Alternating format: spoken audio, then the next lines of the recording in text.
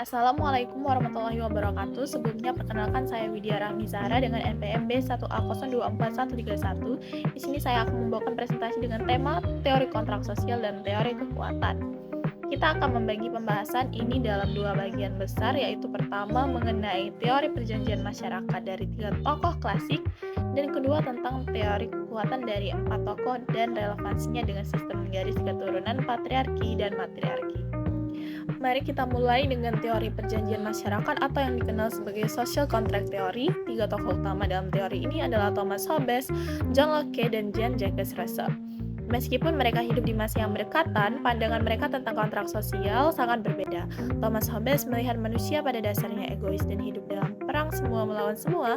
Dalam keadaan seperti ini, Hobbes percaya bahwa manusia akan menyerahkan seluruh kebebasan individunya kepada penguasa absolut yang disebut Leviathan. Tujuannya adalah menciptakan ketertiban dan keamanan. Berbeda dengan Hobbes, John Locke memiliki pandangan yang lebih optimis. Menurut Locke, dalam keadaan alami, manusia sudah memiliki hak-hak dasar seperti hidup, kebebasan, dan milik pribadi. Oleh karena itu, kontrak sosial seperti Locke bersifat untuk melindungi hak-hak tersebut, bukan mencabutnya. Pemerintah terbentuk atas persetujuan rakyat, dan bila pemerintah melanggar kontrak, rakyat berhak melakukan perlawanan. Jean-Jacques Rousseau memiliki pendekatan yang unik. Ia menekankan kehendak umum. Menurutnya, kontrak sosial adalah cara untuk mencapai kebebasan sejati, yaitu ketika individu tunduk pada hukum yang dibuat sendiri bersama masyarakat.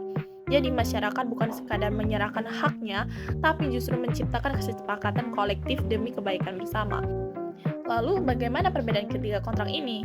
Secara singkat, Hobbes menekankan keamanan dengan kekuasaan mutlak, Locke menekankan perlindungan hak individu melalui pemerintahan terbatas, dan Rousseau menekankan kebebasan melalui partisipasi aktif dalam pembentukan kehendak umum. Selanjutnya, kita masuk ke bagian kedua, yaitu teori kekuatan. Kita akan bahas dulu gagasan dari empat tokoh, Oppenheim, Karl Marx, Harold J. Lasky, dan Leon Degroote. Oppenheim melihat kekuasaan sebagai kemampuan memengaruhi perilaku orang lain. Artinya, siapa yang bisa mengendalikan orang lain, dialah yang berkuasa. Karl Marx mengaitkan kekuasaan dengan kepemilikan alat produksi.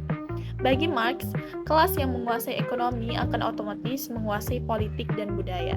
Dalam konteks ini, kekuasaan bersifat struktural dan berkaitan erat dengan kapitalisme.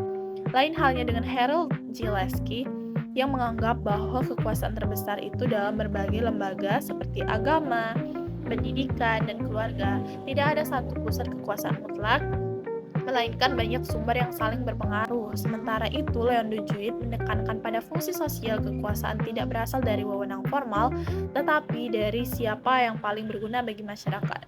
Maka legitimasi kekuasaan berasal dari pelayanan terhadap kepentingan umum itu.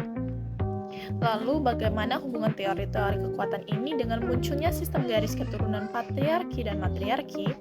Dari sudut pandang Oppenheim, sistem patriarki bisa lahir ketika laki-laki dipandang lebih mampu mengendalikan orang lain, baik secara fisik maupun sosial. Namun, dalam masyarakat di mana perempuan memegang pengaruh simbolik atau spiritual, sistem matriarki bisa muncul.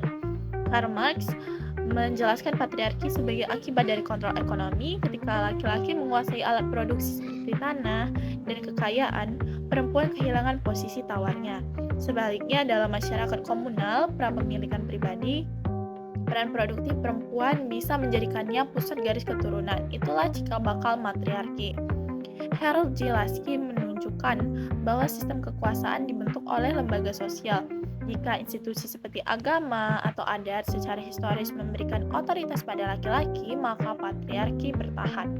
Namun, bila perempuan diberi peran utama dalam pewarisan budaya atau ritual, matriarki bisa terbentuk dan diakui secara sosial. Leon Degroote memberikan sudut pandang fungsional. Siapapun yang dianggap paling bermanfaat akan dihormati. Dalam masyarakat berburu, laki-laki jadi pusat, tapi dalam masyarakat pertanian atau pengasuhan, perempuan bisa menjadi penentu garis keturunan. Jadi sistem patriarki atau matriarki bukanlah suatu yang muncul secara alami, tapi dibentuk oleh struktur kekuasaan, ekonomi, dan budaya yang kompleks. Sebagai penutup, kita bisa simpulkan bahwa baik teori perjanjian masyarakat maupun teori kekuatan, keduanya tidak hanya membantu kita memahami bagaimana negara itu terbentuk, tapi juga bagaimana struktur sosial termasuk patriarki dan matriarki dapat muncul dari sistem kekuasaan yang dibentuk manusia itu sendiri. Terima kasih atas perhatiannya. Sekian dari saya. Wassalamualaikum warahmatullahi wabarakatuh.